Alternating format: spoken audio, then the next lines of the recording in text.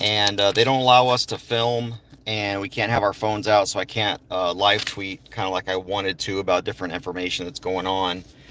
But I will be here. This is a case that I've been interested in since it happened back in December of 2019. Essentially, uh, Michael Dean was pulled over, and the officer, when he got out of his car, already had his gun out and in his hand, Officer DeCruz. And when he went up to the car, apparently what happened was he, well, in his words, essentially accidentally shot Dean in the head. And so um, the coroner has ruled this as homicide. Now, of course, there's justifiable homicide. There's also, it's not murder. It is likely that Michael Dean was killed by accident, but the problem is, was it negligent, and was it criminally negligent? And so that's what this case is going to show. So here's day two, which is essentially day one. Day one was the jury selection and all the opening statements and things of that nature. Today was the first day of actual trial and evidence. And what I'm going to do is I'll do essentially two updates. I'll do one at lunchtime when they break for lunch, and then one after the end of the day. So this is going to be the lunchtime. But look, the bottom line here is, and the reason this is interesting to me, is the just complete lack of respect for life by too many in law enforcement. Whether this was an accident or not, this idea that you approach a traffic stop when you don't know who the person is and you do so with your gun drawn, um, no one should die for getting pulled over. All right. So, one of the witnesses was Detective Mallet. He was talking about whether or not the Officer DeCruz was operating under policy. Now, one of the things that got me here, because he was saying that Temple PD's policy on chases was not very well developed. They didn't really have in 2019 a really robust policy on dealing with these kinds of stops, I guess. And according to testimony, Michael Dean did not immediately stop. Now, the family has said in the past, and for good reason, that Michael Dean was looking for a safe place to pull over. This wasn't a high-speed chase. At least that's not what the testimony's been so far. It was just a matter of he didn't pull over right away. And so what the detective said in his testimony, and right now it's just the state's case, which means the prosecutors are presenting their evidence and their witnesses. According to their policies and procedures, generally the only time that you would do a limited pursuit is, in this case, is if it's a violent felon that you're going after, or there's some sort of danger to the public. And one of the things the defense was trying to get across to the jury today was that the fact that he did not immediately pull over, apparently he was also doing, and again, this is just going to go off testimony, he was also doing approximately twice the speed limit. But I think he was also, I didn't hear what the speed limit was that they were doing. And this was an interesting bit of information, is that the guidelines, and this is what the defense brought out, the Temple PD policy is just, it's like their guidelines, is what the witness said. These are just guidelines. And then the defense tried to get across, well, isn't it true that no two stops are exactly the same? That's right. And in all your hundreds of stops, have any two been exactly the same? And I guess the fact that the officer violated TPD policy, they're trying to say in the defense, well, but the policy is just a guideline. It's just this doesn't make any sense when you think logically, because and I think we can all agree that definitely no two police interactions are exactly the same. I mean, you're not going to have the exact same car with the exact same driver wearing the exact same clothing at the exact same time. Yeah, of course, no two stops are going to be the exact same. But there's no difference between stopping someone for doing 10 miles over the speed limit on a Saturday than stopping someone for doing 10 miles over the speed limit on a Monday in a completely different part of town. So this idea that they're trying to plant in the jury's mind that, okay, look, he violated the policy, but come on, the policy, look, it's just a guideline. No two stops are the same. And, we need to cut this guy some slack. That sort of stood out to me because what's the point then? What's the point of even having guidelines if you don't have to follow them? If you don't have to at least find some way to abide by them? Police work doesn't follow ideal training. It's never going to be exactly like what you did. And officers must use good judgment and training. So, I think what they're trying to do is saying that because Dean was driving at twice whatever the speed limit was, or near twice the speed limit, that he was presenting a danger to the public. And because he presented a danger to the public, that met the one of the two reasons for engaging in a pursuit. So, and they're trying to say that it was felony evasion because he didn't pull over right away. Look, I don't pull over right away either. For one, I'm not going to pull over on a road where there's no lights, and I'm not going to pull over where I'm half in the road and half out of the road. Now, I'll put on my blinkers and let the officer behind me know, and I'll slow down if I'm speeding. I'll slow down, or I'll even slow down even if I'm not speeding, just to let him know that I'm not trying to evade. But I'm not going to just pull over right away. I'm going to pull over in a spot that is safe for me and that is safe for the officer, where that's well lit in case something happens. So they're trying to paint Michael Dean as being a felony evader. Then the coroner was up, Miss Ventura, Dr. Ventura. She did the autopsy. The autopsy found that Michael Dean his cause of death was a bullet to the brain, and that the manner of death was homicide. And again, just because the manner of death is homicide doesn't mean that it's criminal homicide, because there is self-defense is homicide. It's just what's called it's legitimate homicide, or it's an acceptable form of homicide. So homicide is just the killing of another person. All right, there's got to be two people involved. One person kills another person, and that's homicide. If someone's shooting at you and you shoot them and kill them in self-defense, that is justified homicide. So justifiable homicide. They showed she showed the picture of the gunshot wound. The bullet that was pulled out of Michael Dean's head was submitted as well. The autopsy report, the X-ray that showed that the bullet was lodged inside Michael Dean's head.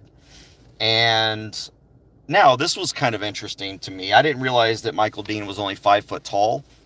He was a short guy. He was a small guy. So, but everything else was normal. All of his organs were normal. He didn't have any signs of disease, and that the only issue in the autopsy was the gunshot to the head, of course. Now, two things did come out. All the organs were normal, by the way.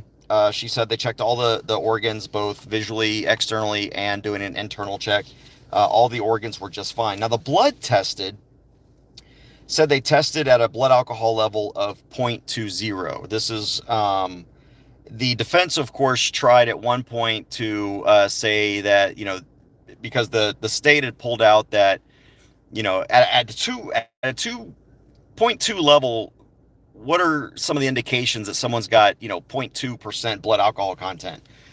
And, slurred speech, reduced reaction times, there might be aggressiveness, but generally there's fatigue or drowsiness and things like that. The defense tried to get her to say increased reaction times, and the coroner corrected her and said, no, it's decreased. Having trouble understanding commands, having trouble fidgeting with things. At one point, the detective testified that he heard Michael Dean tried to turn on his car. Again, he probably didn't know what he was doing if he had a .20 blood alcohol level. And so the evidence shows that he was most likely drunk at the time. He also tested for the presence of THC or marijuana. But what a lot of people don't realize is that THC, there's what's called a post-mortem distribution. And so even after you die, THC is distributed throughout the body, and can increase or even decrease the presence. So it can make it look like there's more, it can make it look like it's less. So all she could testify to was that, look, there was THC in the body, and it could have been ingested over a month ago, or up to a month ago, excuse me. But the blood alcohol level is likely what his blood alcohol level was at the time of death, which was .20. So the defense is going to try and use that and say this guy was drunk and belligerent, and that's why he wasn't, responding to commands. But that's still not a reason. Not responding to commands is still not a reason to get a bullet stuck in your head. And then I think that was pretty much it today. So. Slurred speech, instability, aggressive depression, drowsiness, lack of coordination. She cannot say if he was intoxicated at the time of death. That's just what the blood level says. Postmortem distribution can show up to 1 month and make it appear higher. So, you can smoke pot today and then 30 days later, if you die 30 days later, it could still show up in your body in a different place at a higher level. You can smoke one joint, it might show that you smoke two. Who knows? They didn't really get into all of that.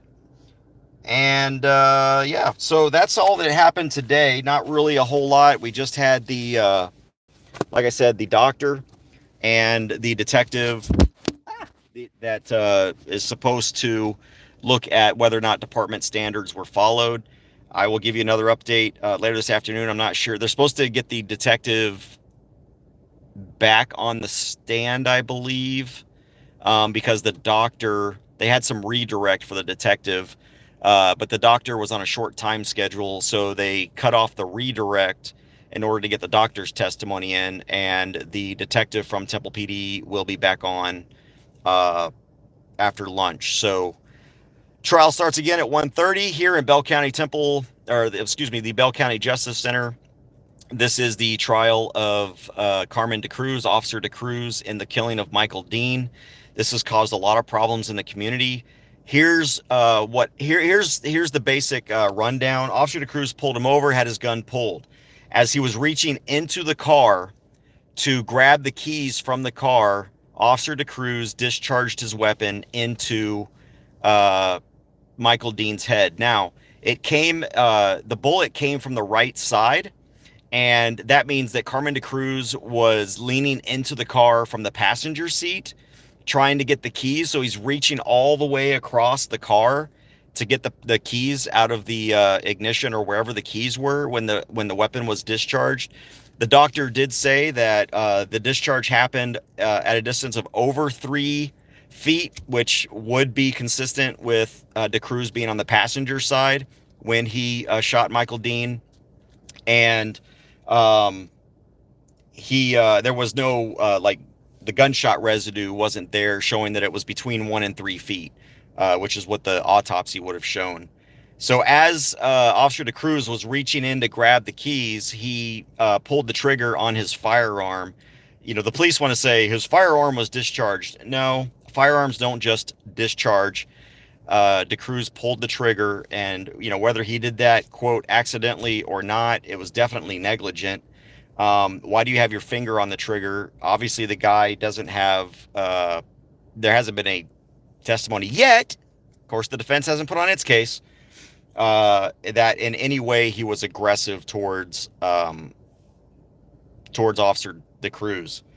All right, and I will be back this afternoon at the end of the second half of day 2 to let you know what else the witnesses say, and I'm going to put a link in the bottom. Now the only video they showed today was dash cam. The dash cam didn't really show much. All you really heard in the dash cam, you saw the stop. and then you heard some noises, and then you heard the gunshot. But everything was off camera. They have not shown the body cam footage of Officer DeCruz yet. That will likely come during the state's case, and I don't know if that'll be today or tomorrow. I haven't seen what the witness list looks like.